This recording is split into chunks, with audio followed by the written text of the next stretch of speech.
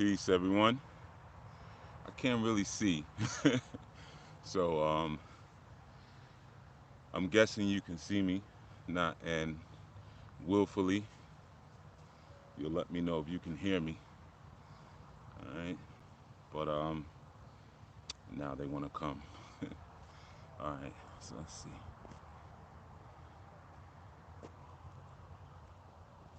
I'm gonna leave it how it is. Um, yeah, just let me know if you can hear me clearly. I don't know if you can see me clearly. Peace, James Gatabaki. Um, but the seeing isn't really that big a deal, right? It's more about the hearing. Peace, Amal. Greetings, greetings, greetings to you and everybody that's up, everybody that's here, loud and clear. All right, cool. Thank you, thank you, thank you for that. Yeah, peace, Plan OG. They're going by kind of fast, so I might have missed some of them. I'm sorry.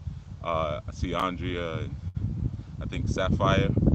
Plus, I can't really see my screen very well.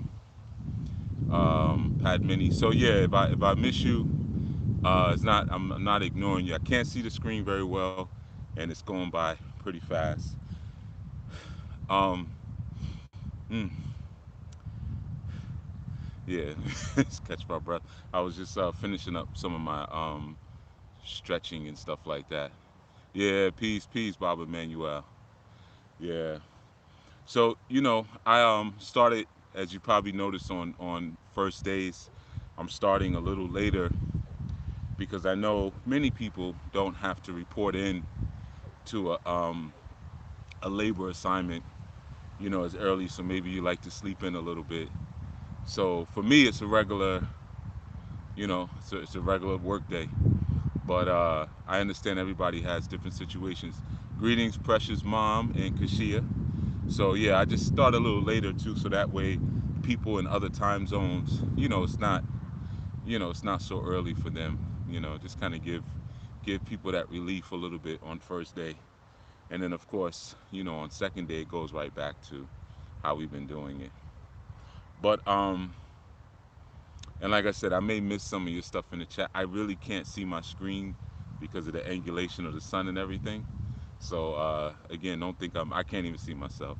I just see fingers doing that. But I'm not ignoring you. All right. But peace, Iris. I can see a little bit as they come up. But you know, just to continue a little bit, because I noticed like some people, peace, Ashanti, brag. Some people have kind of reached out a little bit, made little comments in there about what I was speaking about, and on our last command. I see it, that conversation, and not in a bad way, but I see that it really struck a nerve in some ways, because again, like I said, if you're living among people, you're gonna get hurt. Peace, Krishan. That's what it is. You're gonna get hurt. You're gonna, or not hurt. I shouldn't say that, but you're gonna be given opportunities to forgive. So I can see that conversation that we had,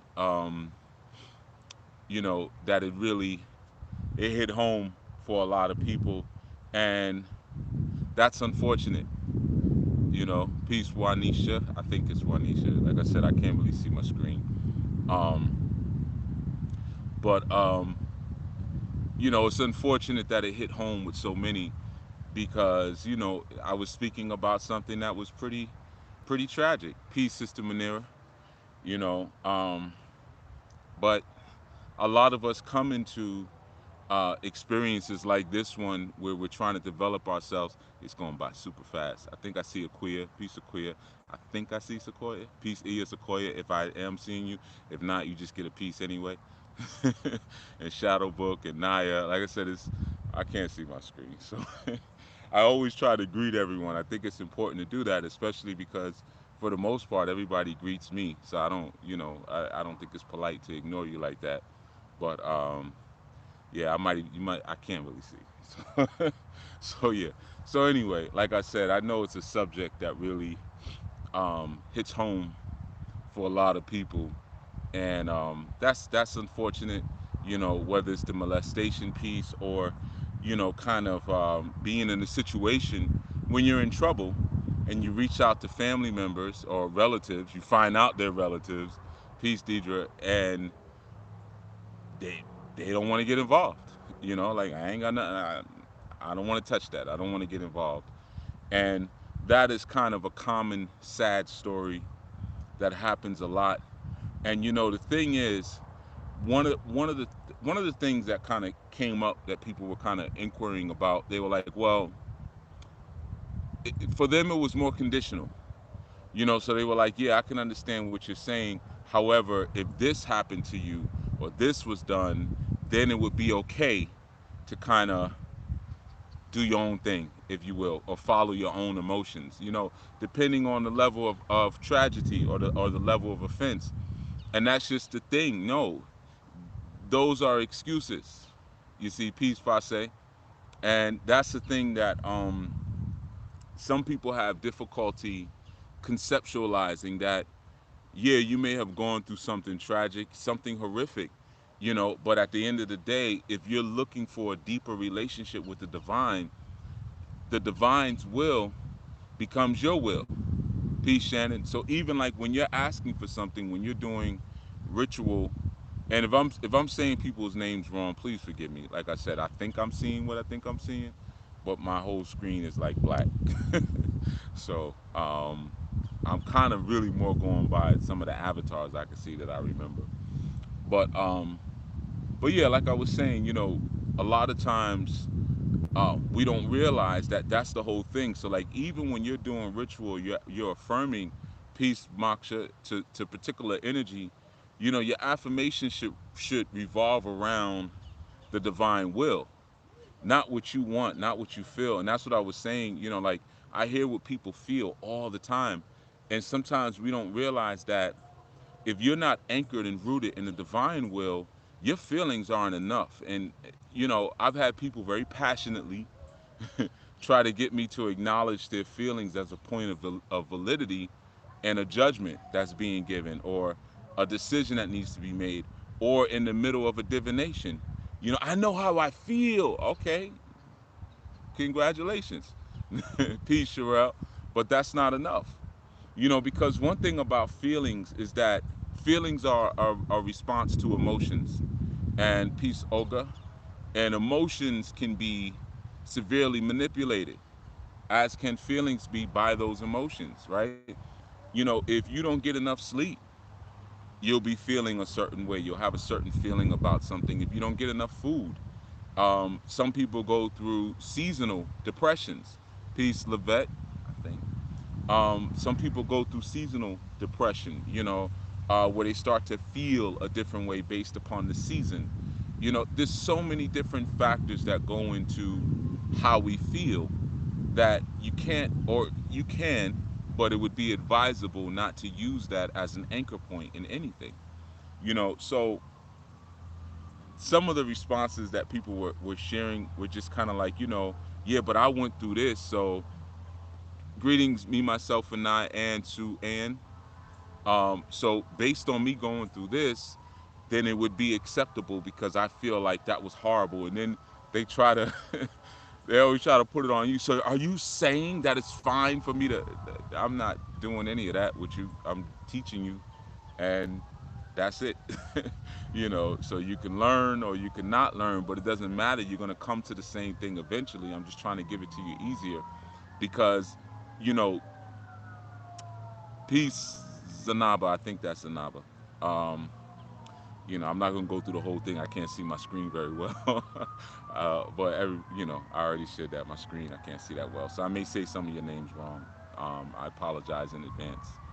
Um, but yeah, so those are excuses that you're trying to root yourself in that honestly are just not applicable to peace, Brandy Moore. They're just not applicable when you're really seeking to have a deeper relationship. Because that's the whole point. The deeper relationship means that you move your emotions and your feelings out of the way. So even like I said, when you're affirming for something, or some of you may pray, that's what you may do. You may pray or or ask or petition, however it is that you do what you do, it should always, or I would advise you to, if you're gonna ask for something, always wrap that in. This is what I want, and if you want me to have it, can I have it?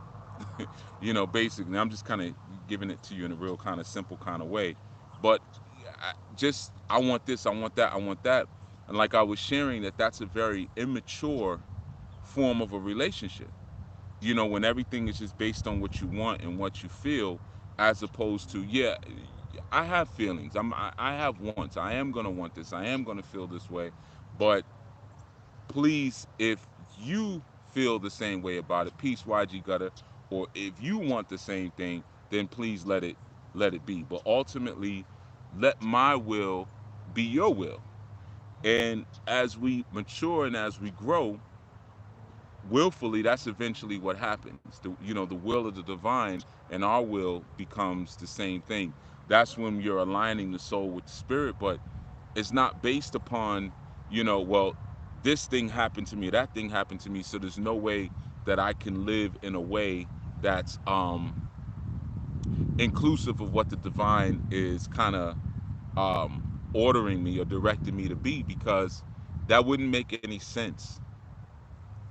It wouldn't make any sense.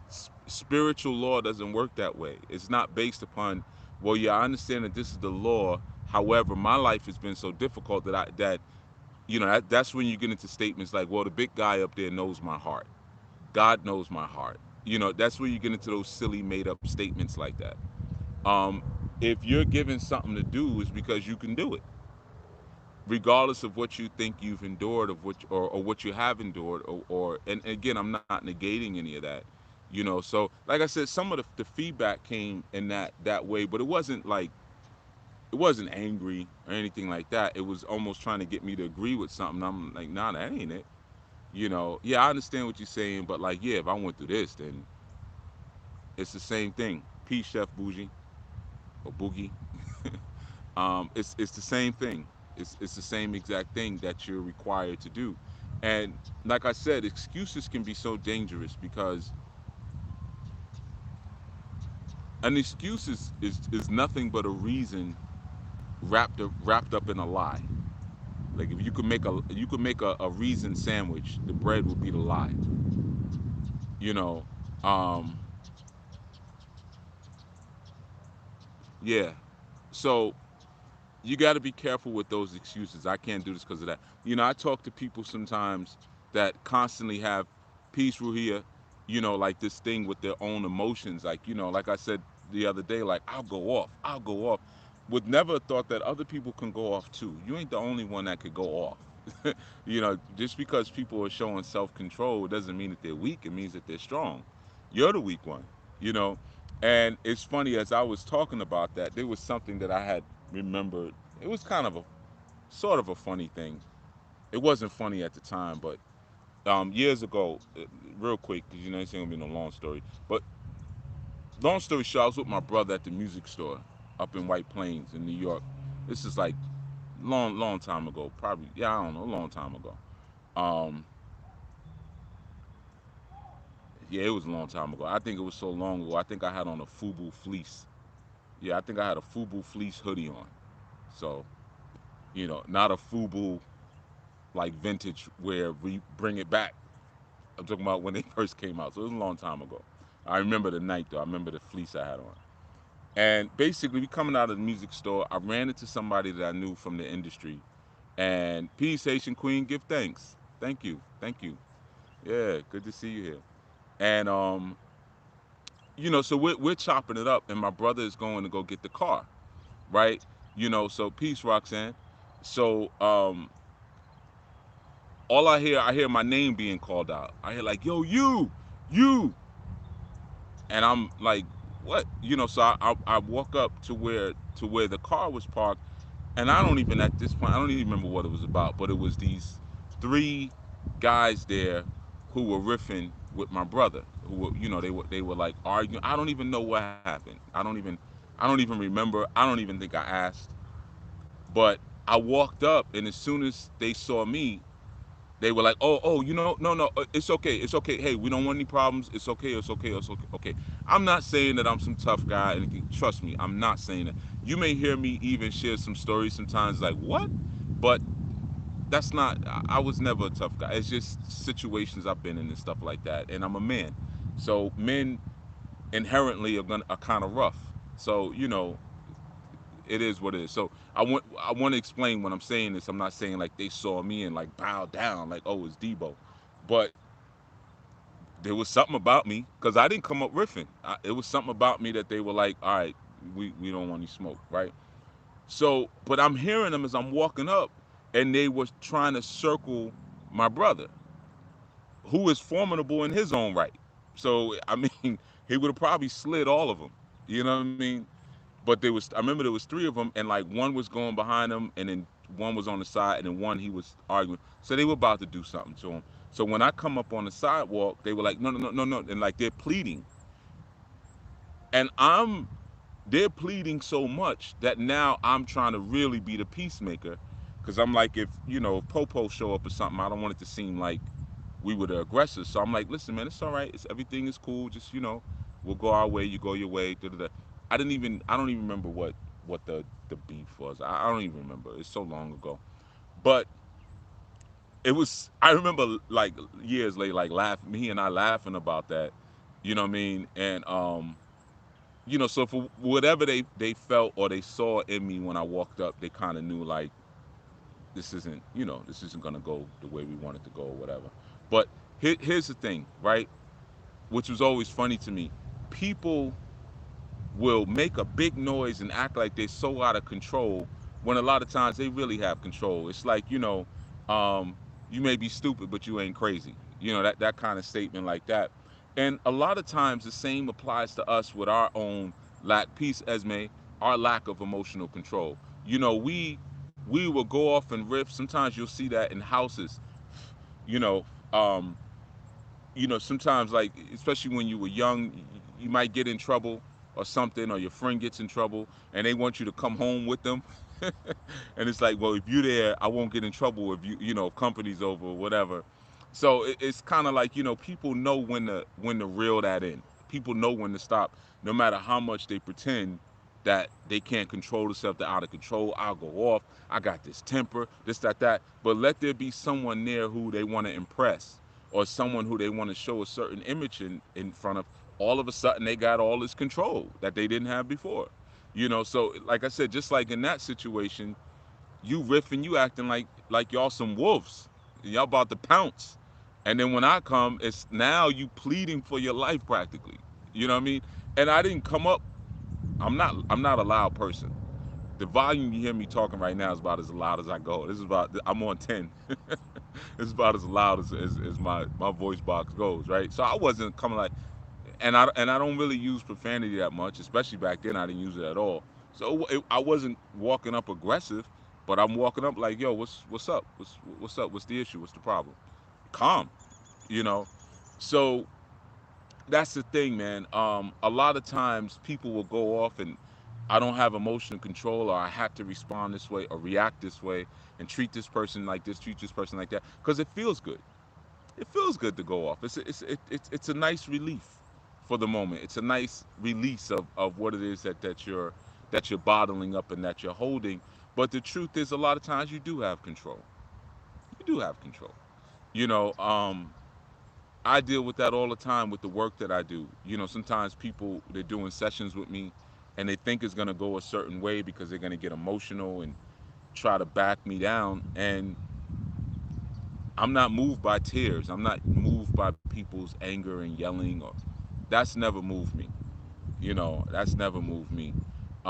So that helps a lot of times, because when I'm doing sessions with people, they facing the iron wall, as I call it.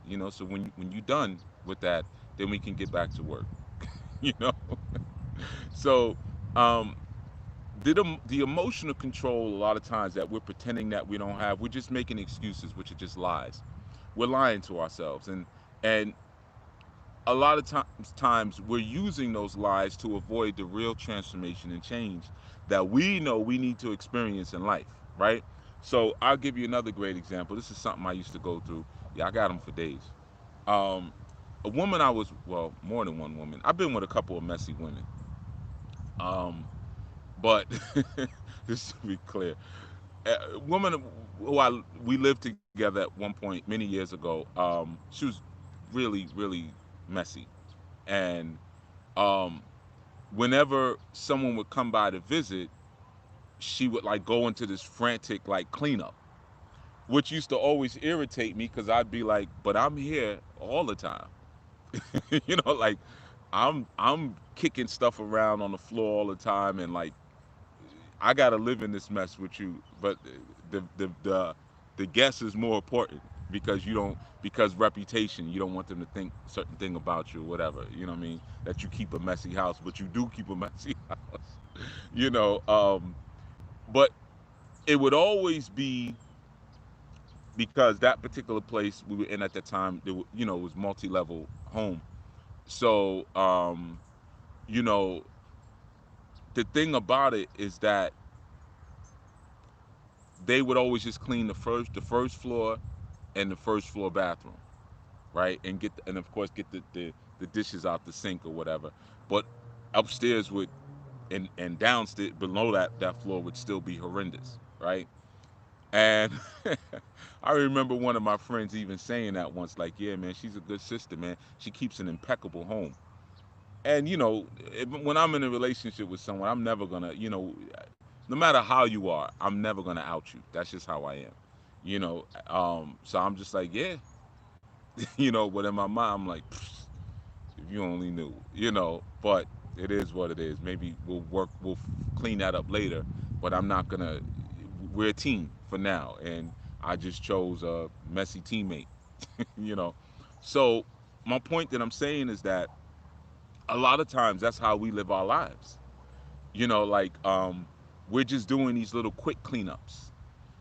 And we don't really want to do. Like that home needed a deep cleaning. I give you an example. Like when after she and I split, another sister I know came through. It was a sister. She used to like to come and like do things for me or whatever, and make me food or whatever. And one day she was like, "I really want to like deep clean your space." I'm like, "I have at it. It's all yours." And she's pulling stuff out, it's like pulling the stove out, and and she's just like, your place is so beautiful. Like you have such nice things. Like how could someone like let it like not clean it, properly? Like all of these beautiful, the artwork and the really expensive furniture and stuff you have, like because I used to like to get into. I know you're not gonna believe this, but I used to like to decorate a little bit. You know, I'm just gonna say a little bit. You know what I'm saying? But so I've always liked nice things, finer things, if you will, and not necessarily expensive things, but nice things. Um, so that's an example of sometimes we just doing light cleanings on our life and on our own spirit, but we won't allow the will of the Creator to do a deep cleanse. It doesn't feel comfortable. That's not what we want. So we live our lives kind of just covering up. When so and so comes around, now we want to act super spiritual, or we're trying to impress people. We go into a room of spiritual adherence, and it's all this and Ashe and oh and and yes Hotep and it's all that. But those are the simple cleanses that we do. Or when it's time to go do a ritual at the Ile, now we got our whites on and we calling him Baba and or calling her Iya and this and that, but that's not really how we think about men, or that's not really how we think about women, or even about those people. It's just that we're trying to fulfill an agenda for what it is that we want.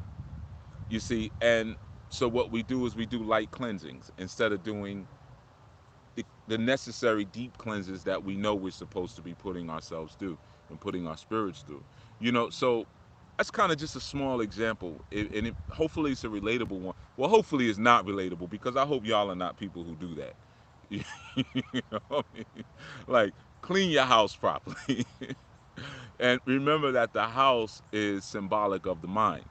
of your thoughts and your mind. So only cleaning up the part that you feel people that is conscious that people can see and that are encountering doesn't mean that the other things don't come forth. Because I remember at one point, yeah, when I was with that sister, I had ended up with a mouse infection. And if you remember what I said the other day, I can't stand rodents. So imagine how that's one of the things. I keep it a buck that accelerated the breakup. Because I'm like, yo, now I got mice. Like, and it happened one time. Like, I found out it was crazy. Um, so one of my friends, his woman was over at the time, and she was using the upstairs bathroom, which the sister went crazy about that later. She was like, "You let her go upstairs? Hey, clean the house." you know, like, you the one got your stuff strewn all over the place. The spaces that I operated in are clean and orderly. Like, these are places that you use are messed up. I had 3 bathrooms. Like, bathroom I use is perfectly spick and span. You know what I mean? So she comes upstairs, and the way that the steps were angled, if one of the bedroom doors was open, you could like see as you're coming up the steps, you could see like under the bed as you're walking up. So basically, she saw a mouse under the bed. Peace, India. Uh, Eating a vegetable patty. So I wasn't home at the time. So I come home. Actually, me and my friend who was her mate. We were, I don't know, we were out doing something. And we come back, and she's like, "We have mice." And there's company over, so I guess I'm doing the same thing. I didn't really want to riff. Like, of course we got freaking like, if nobody was there, I would have, like, of course we got some other effing mice, So I'm like, "How you know?" And she says, "The mouse looked at me in my eyes." This is what she says. I saw. I was like, "You sure it wasn't a shadow or something?" She was like, "I saw it. It looked at me in my eyes." I was like, "Okay." And then she told me the story about, I'm like, she's coming up the steps and saw the mouse underneath the bed eating a vegetable patty. We have vegetarian mice. So I'm like, why was there a vegetable patty under the bed? Yeah, before I'm even dealing with the mice thing, I'm like, why was there a vegetable patty? Peace, peace, peace, brother Vermont. Peace, quantum love, under the bed. And she was like, "Oh, I was gonna get it." So you knew there was a half. Like, I don't even know how I got there, but you knew there was a half of vegetable patty under a bed. You knew, and you left it there, right? So now there's mice, and it was so bad. See, I'm telling them, I ain't really embarrassed, because me by myself, I don't have mice when I'm alone, which I noticed something over the years back then. Like, every time, yeah, when I'm by myself and there's food being made here and everything, there's no mice. But so yeah, so that opened up a larger, because even my man's woman was like, "Yo, like, peace, Allison." Like, she she knew it was there. Like, and I'm just like, yeah, just just leave that alone. Like, but deep cleaning, right? Refuse to do a deep cleaning, but doing surface cleanings just to impress people, because you're finding your identity in the wrong thing. So I knew it was bad. Like, I ended up, I think, catching a mouse, and I'm like, okay, I didn't know a lot about mice at that time. Believe it or not, I owned several homes and stuff, but it's like I never really had mice. And one of the things is that when they're out in the daytime like that, just kicking and getting food, where there's one, there's more. So I found that out later. I'm over. We had a something like a little get together at the house, and I'm in the kitchen talking to one of my partners, and mice are just crisscrossing the floor, and I'm like, "Yo!" And when they make themselves visible when people are around, that means they've been there for a long time. Like, there's a lot of them. They're comfortable. So I ended up like going on a like rampage, and I ended up getting like, I think it was like, I counted like 11 of them, within maybe less than a 1 month period. I got like 11 of them. So I had an infestation. Um, like I said, and this eventually led to the breakdown of the relationship. Because, in my mind, I'm like, what else ain't clean? You know, not to be vulgar, but if you allow that there, food under the bed and hot, like, what else might you not be telling me about, you know, what you're supposed to be keeping um, bacterial free and things like that. So that started, like I said, that ended the breakdown, because I have a thing about that, you know, about where I allow myself to be, and I'm really particular about not being in places where I'm gonna be carrying something that I got to carry the rest of my life, or I don't care if I got to carry it until I get a shot. I don't want, nah, I'm not here for that. I like to be able to proudly say, nah, I ain't negative. Look down the line, negative, negative, negative, negative, negative. Now let's play. So yeah, so I'm just giving that example of sometimes we just refuse to do the deep cleaning because of what it truly represents. You find that sometimes with people, there'll be a mess somewhere, and you be like, why don't you just pick it up? And they just get very comfortable in mess, very comfortable with something always being a little broken, something always being a little crooked, or they don't like everything being orderly. There's a discomfort almost in order. There's a discomfort and cleanliness, and I might also add that this particular individual had still has zero emotional control, zero. You know, which never works well with me, because again, I don't. Your excuses are not valid. You know, that's just a lie. you know, um, this is a person that when they talk to you, you don't even have to say anything, and they'll start talking and say, okay, you know what, I'm gonna try to keep myself calm as I'm having this like, don't start no conversation with me like that. Nobody even said anything to you.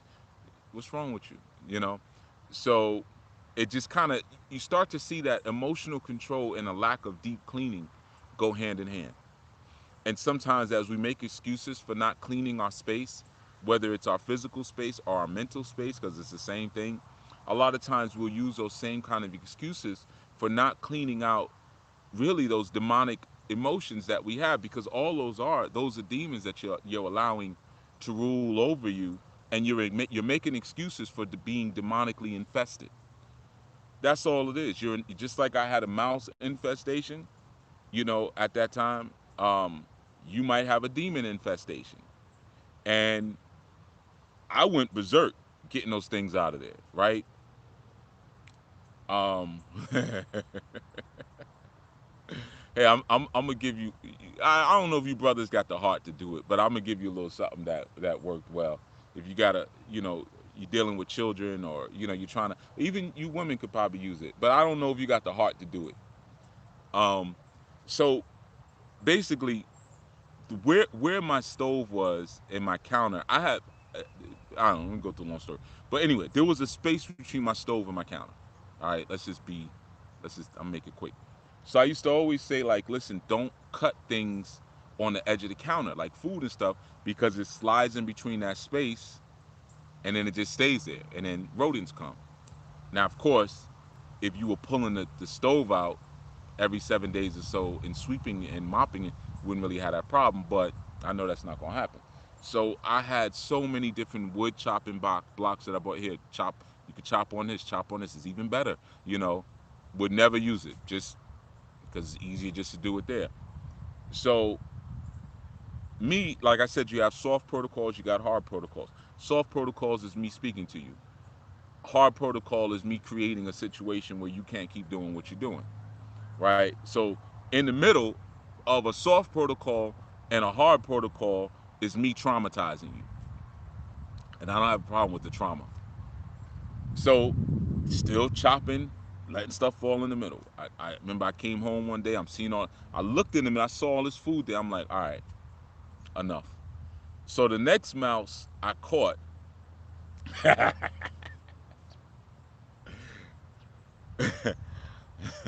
I bought this box, like like a box you like for like a watch, and I take the mouse and I put it in the box.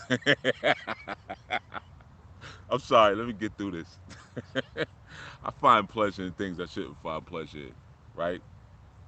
So I come in. No, I think I was there first. She comes in.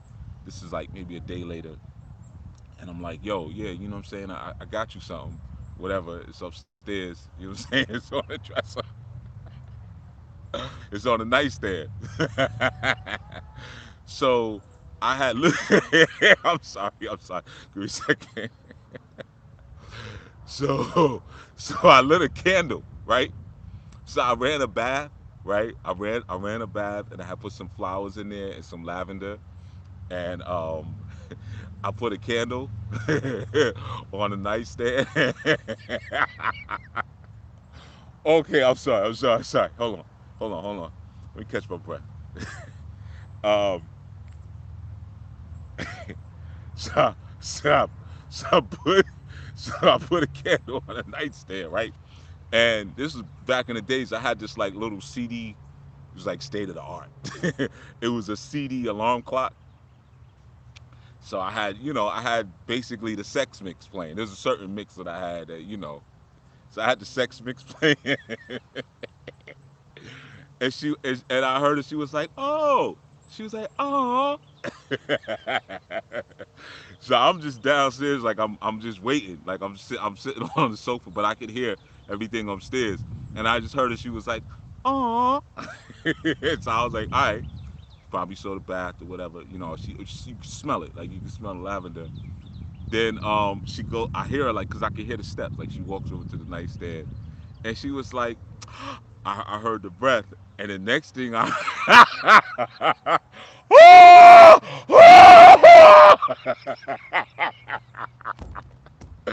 woo man, yeah, life is good, and she's just like, just and she goes running.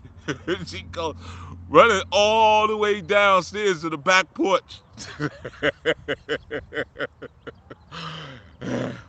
Oh man, hold on, hold on, hold on. My eyes, I'm getting dizzy. I'm getting dizzy for laughing so much. Hold on. Oh, you had to been there. It was classic. I wish back then we had smartphones and stuff because I would have filmed it. I could have went viral. Oh man, she ran all the way downstairs and then ran all the way to the back through the kitchen, all the way to the back porch.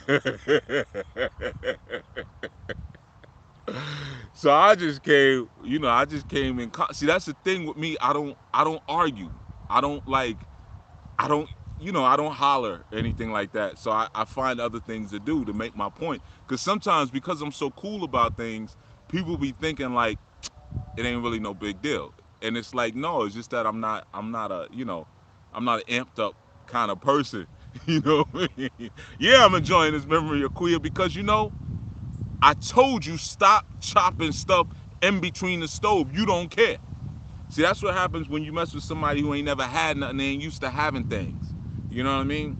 So I just walk calmly.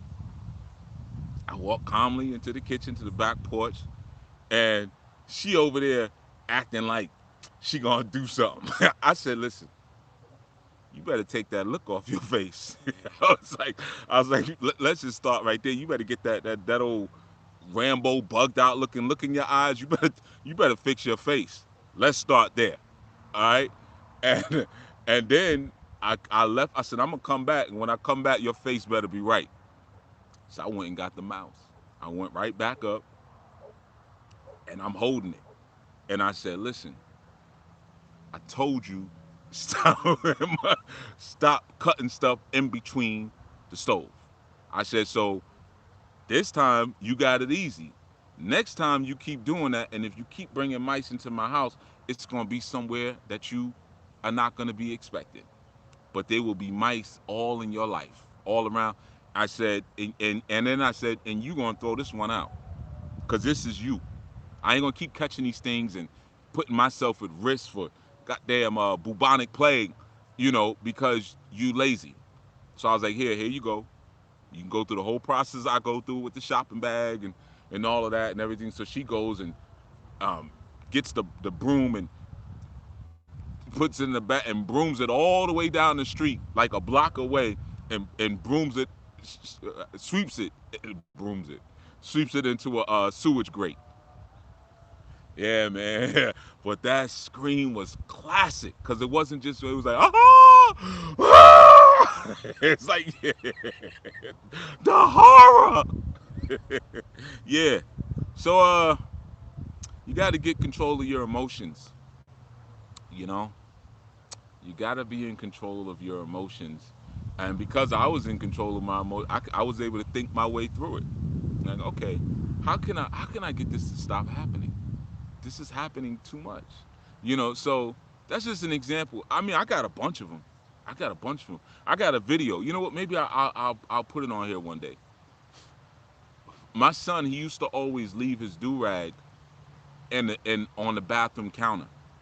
And I used to tell him all the time, like, yo, man, stop leaving your nasty ass, stop leaving your do rag on the bathroom counter, man. Like, after you finish, because my children like to primp. After you finish doing all your whatever you do, because I don't know what takes you so long in there, but after you finish, you know, uh, clean your stuff out. Like, don't let people come in there and have to see everything you did. You know what I mean? So it'll always be the do rag there, the brush, extra hair. You know what I mean? I don't know where the hair's coming from. And around that time, they were in love with their do rags because, you know, they were doing the whole wavy thing. You know what I mean? So, pops hooked me up on the side, try to get some waves going. That type of thing.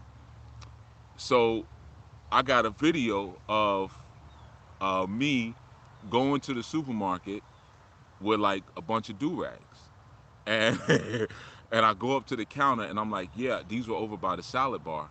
I don't know. Do you guys have a lost and found? I think somebody left them by it. And these are my son's like the like the nice do rags he bought, like the nice. He had like some purple ones, and you know what I mean.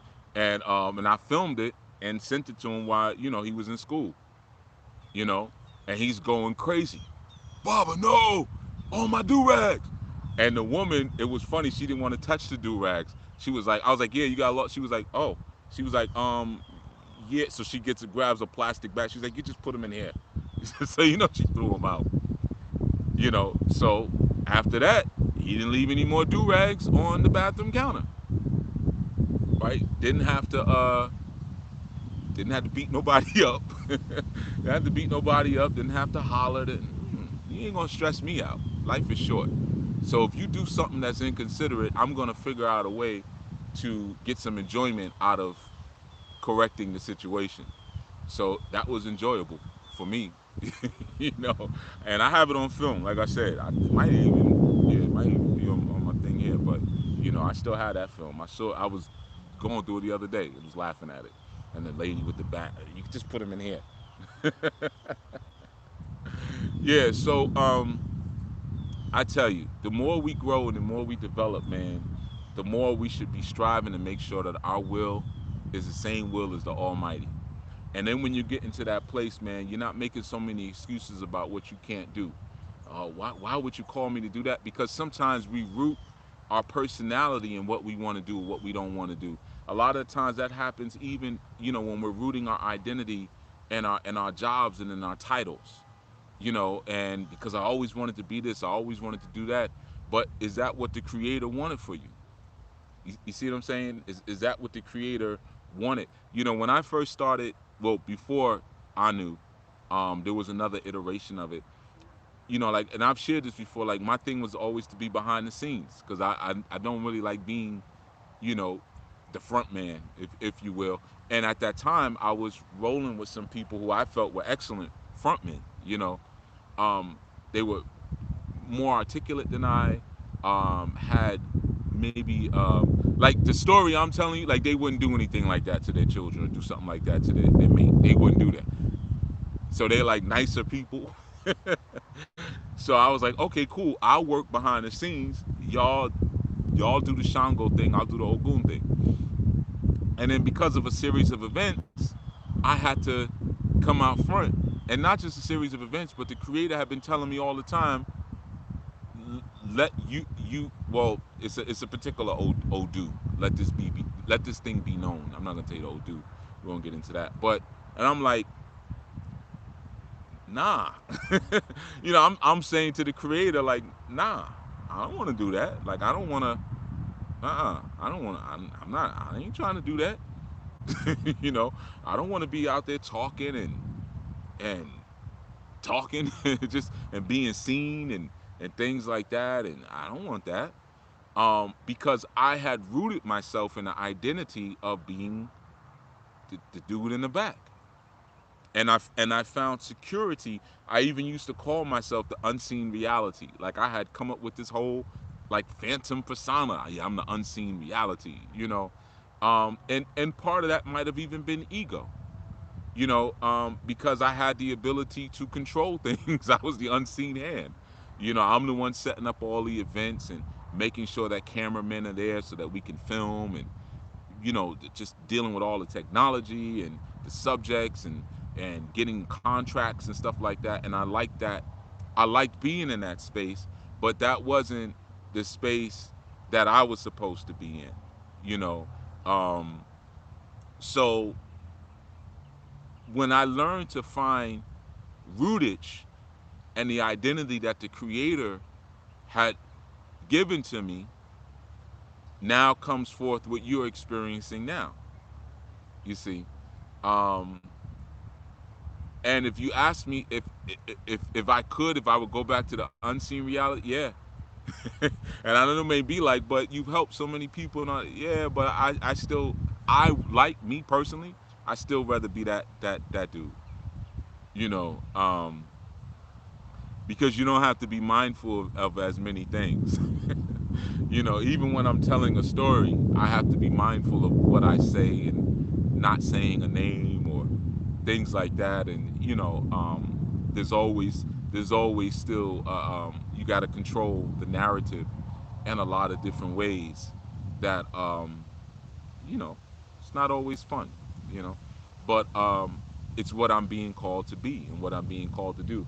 Even the honesty of sharing a story. I think if you go back and listen to enough of my segments, you probably, I think you'll come to the conclusion that if I want to, I can just straight teach for 4 or 5 hours without blinking an eye. Like, and I'm not bragging or anything like that, because it doesn't mean I'm teaching anything good. But I don't have to tell a story. Like I know enough metaphysics, enough spirituality, enough religion, enough culture, enough history, that enough psychology that I can just teach straight. So um, when you're in the front, sometimes you learn the value of also being relatable. Maybe sharing. Like, hey, parents, this is what you could, instead of going off and going crazy because you think you don't have emotional control. This is what you can do. The other thing I used to do regularly. Oh man, I used to throw my children's clothes away all the time. That was a regular thing, right? Because yeah, you leaving your sneakers in the middle of the floor. You come home, leave your sneakers, move your sneakers, move your sneakers. There's a spot designated for sneakers because they like to dress, so they got like 30 pairs of sneakers.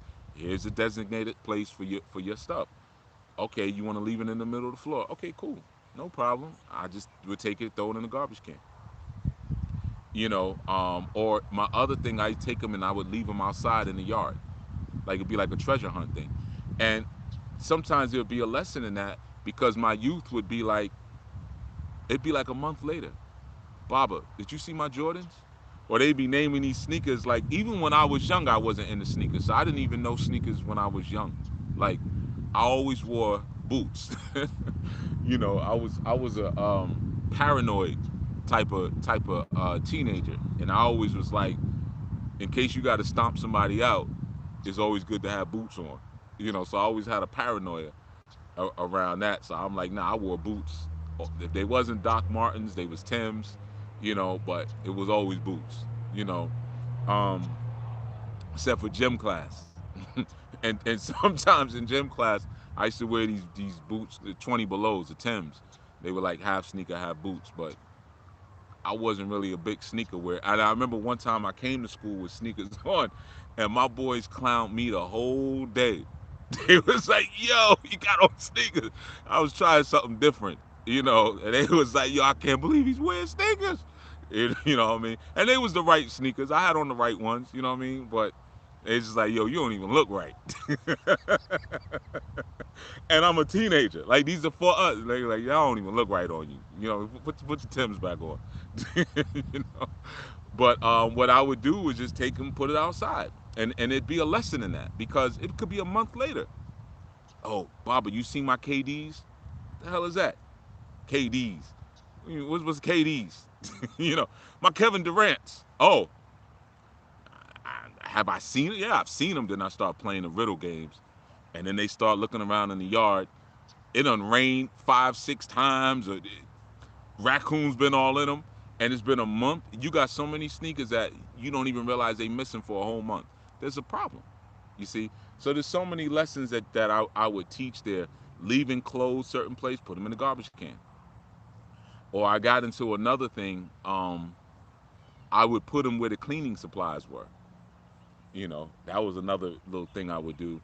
And because you got chores, every 7 days you got your chores. Now I know if you didn't do your chores properly, yeah, you didn't really wipe behind. You do this. All right, this is what I'm gonna do. I'm gonna take your sneakers and put them up in the closet with a Swiffer, for the Swiffer mops are, where the pads for the Swiffer mops are. I remember it was about 7 months went by. My son said, "Man, Baba, I know you got my. I still can. You should have found it by now, son. You should have found it by now, but you wasn't cleaning right." Then finally, mother, I got an idea. Goes up in the closet. You see, so that you could make it a double lesson. It's all kind of things you could do to keep you cool. You know what I mean? But you gotta have emotional control to be able to do that. And like I said, we tend to always have it when somebody's in our presence that we want to impress. Then we can get a hold of ourselves. Like I said, she had that bug dollar. I was like, act up if you want. You better get your mind right. You know what I mean? I don't care nothing about that. You better get that look off your face. You know. So that's what I wanted to share. It's time for a lot of us to do a deep cleaning. We got to stop doing these superficial cleanses just so that we can look right. Within the identity that we've created for ourselves. When you allow the divine to deep clean you, you're gonna get a whole new identity, and it may not be the one you want. You know what I mean? I'll say when I decided to have a more serious relationship with the divine, um, there was a lot of things that I couldn't have anymore. There's a lot of things I couldn't do anymore, and eventually, even some of the things that bothered me didn't bother me as much anymore. Through that closer relationship, I became a lot more unbothered, which allowed me to really up the quality of my trauma pranks. Because I think more clearly. Let's think through this. Hmm. Because especially when you have like young teenage boys, after a while you can't keep putting your hands on them. You know what I mean? You got to respect their manhood when they go through puberty. So I'm not into that. Yeah, I'll wear your ass out. Even though we have had our moments, but yeah, I mean, I guess I don't know.